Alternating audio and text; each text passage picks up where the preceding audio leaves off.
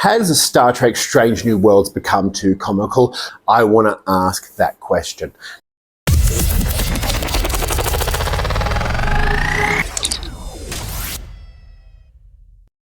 What we got in season 1 was a pretty standard return to formula, single episode storylines. A few little continuations of certain story plots, as in the emotional character plots, but we certainly got a return to individual 1 hour long episodes. 10 episodes, which to most people isn't enough. I personally think 14 to 15 is a good amount of episodes. Discovery season 1, 2, and 3, I believe, had that amount of episodes. And when I look at Strange New Worlds, it's a good way. We're getting people back. Anson Mount was well loved. Ethan Peck was well loved. Rebecca Romaine was well loved. Season 2 introduced a similar thing, a single episodes, but with a few little twists. The musical episode and the not so musical episode with cartoon characters. So the gimmicks, they got people to watch. People were rage watching or love watching both of these episodes. When I watched Stardust Rhapsody or Starbase, I don't fucking know, the musical episode, I initially was like, what the fuck is this? I hated it. It was passionate how much I hated the musical episode. There's no point to the music episode. No one learned anything new. No one grew in anything. Like, I think the most we got was Pike and his girlfriend learned that they should be truthful with one another. And the Lower Decks episode, I actually really loved. I thought it was funny. I love seeing Jack Quaid and Tawny Newsome. It looked fantastic, and it was just fun to have those two shows crossing over. Then I went back and watched Subspace Rhapsody, and I loved it.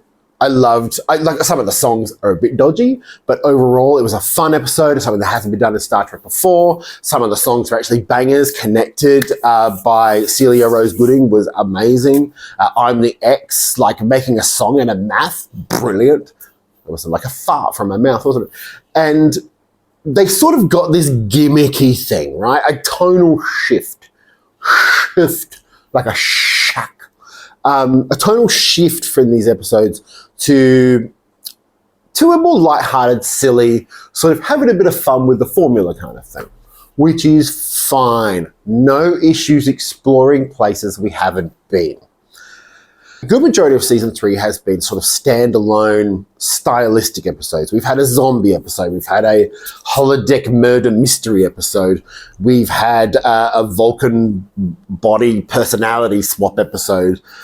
We've had a lot of episodes in this season of which are genre bending, which is fun. We also got the announcement of a puppet episode by the Jim Henson Creature Shop. So I'm kind of excited for the Jim Henson Creature Shop to be in Star Trek, but you know, I don't know how I feel about puppet characters. I know Angel did it back in the day, but I don't see why Star Trek has to do it. It also does feel like a lot of the TV shows, particularly Star Trek with Strange New Worlds, are sort of doing a Buffy Angel thing.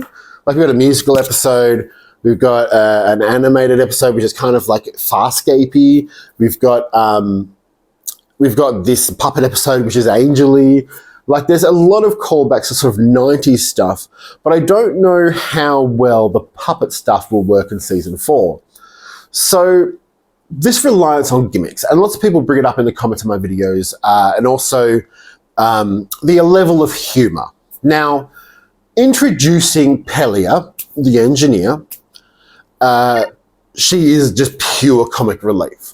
And a lot of the characters have a comedic side, which I get that in the Star Trek franchise, not a lot of them did.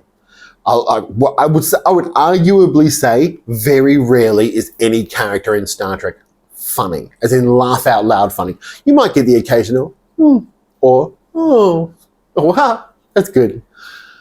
But these actors can do comedy. They can do drama. They can do action. They can do all of those things. So playing with the genre is understandable, but does that comedy take away from the characters? Now, I would argue it's a more realistic show when you show real emotions and when people do have a wacky sense of humor, or are a bit silly, or a bit awkward, or a bit out of it, or they hide things, or they're very, very open. I would argue that it's a more honest version of a world when you express the entirety of humanity. Like, for example, I'm not particularly funny. I'm not particularly charismatic unless I'm drunk and at a nightclub and then decide to walk home at 3 a.m, taking 4 hours. Anyway, there were trains.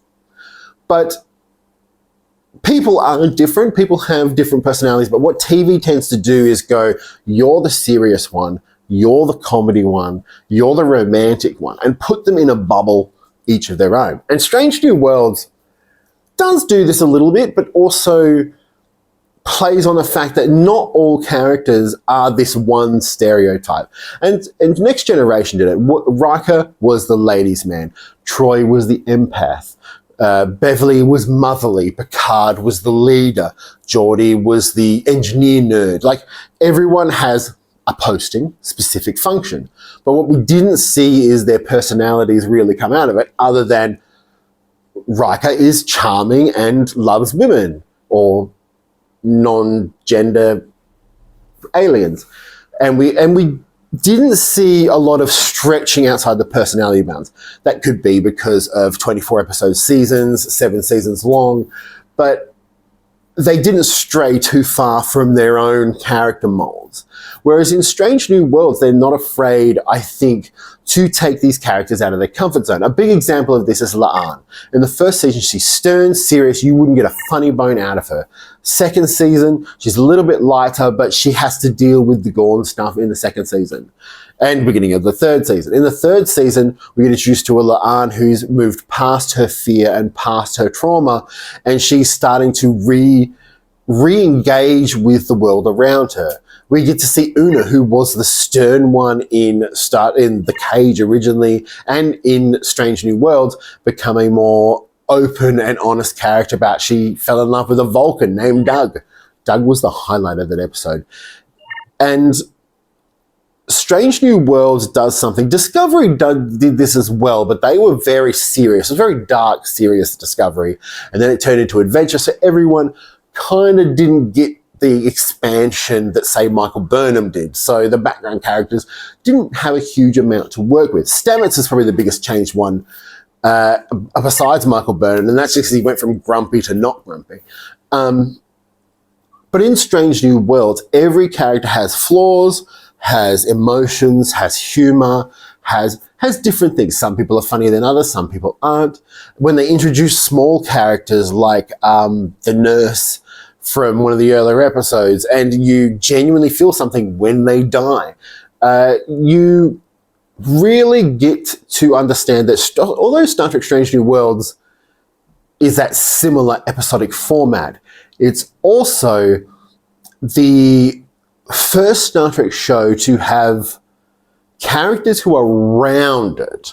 Not everyone is perfect all the time. Not everyone is funny all the time. Some people are funny all the time. Some people have charisma. And I feel like, although sometimes some things in the episodes can annoy me, for example, this week we had 4.5 Vulcans, and what we got was 4.5 Vulcans. It very much felt like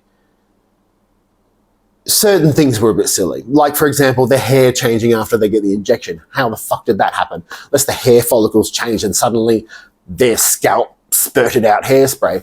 And in Uhura's case, she went from frizzy hair to dreadies or dreadlocks or, like, weave.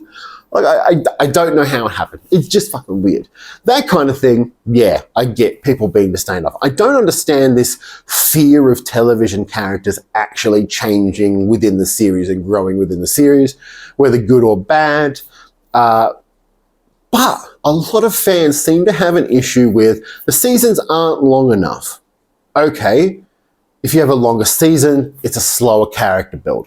If you have a shorter season, it's a fast character build. That's why I think 14 or 15 is a good middle, because it allows for a little space for sort of specific episodes. I don't think we'll go back to 10 episode seasons. I think it's more likely we'll go down to 6 episode seasons.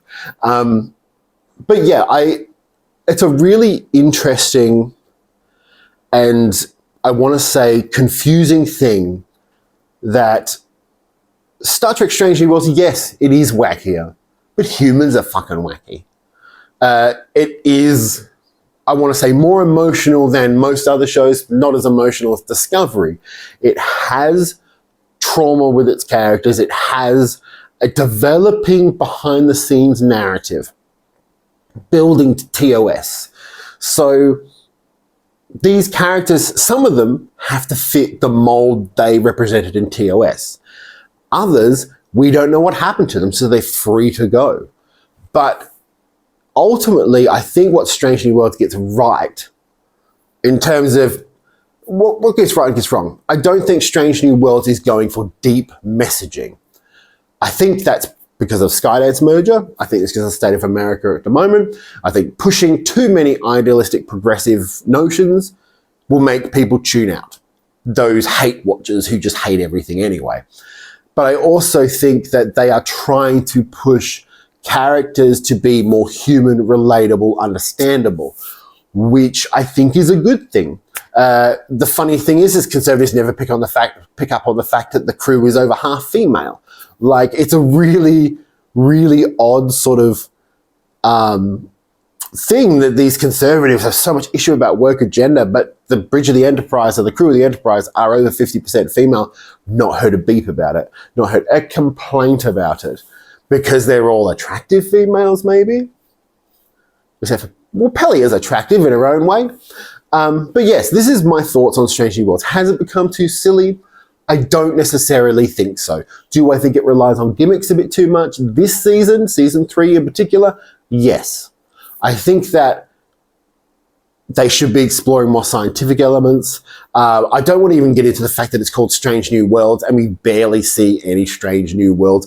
They need to stop putting really cool looking planets on the back of the posters for each season behind the characters that look fucking amazing. And then they give us a rock planet or a quarry.